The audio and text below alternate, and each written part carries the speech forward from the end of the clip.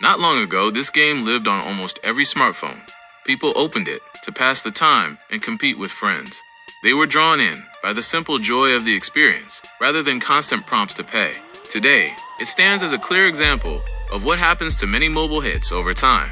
It has become obvious that the game's priorities have shifted and not in favor of the player. Subway Surfers is no longer about speed and reflexes.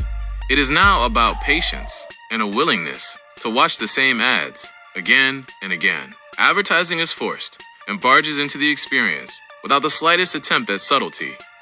It appears not only between runs but during them as well. Boosters pop up on the left side of the screen and initially look like helpful tools.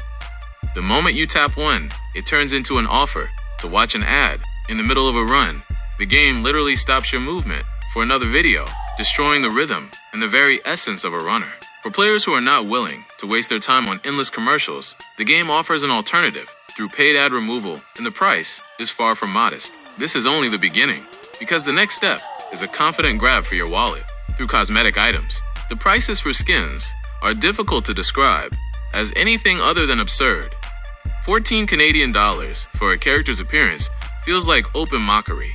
Cheaper options do not feel like good deals either, only less aggressive ones. The same applies to skateboards, some of which cost more than 5 Canadian dollars. At that point, it is hard not to think about how the same money could buy full games with a story, no ads, and no sense that you are being treated as a quick source of cash. The contrast is too obvious to ignore. Against this backdrop, playing Subway Surfers becomes not just difficult, but embarrassing.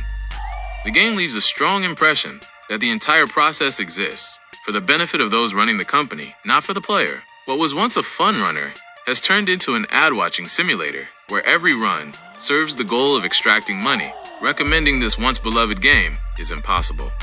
Still, there is a simple and effective way to respond. Leave a negative review and remove it from your device. By doing so, you help lower the ratings of games built on this model and give higher quality projects a chance to find their audience. It also sends a clear message to developers that creating games like this should not be rewarded.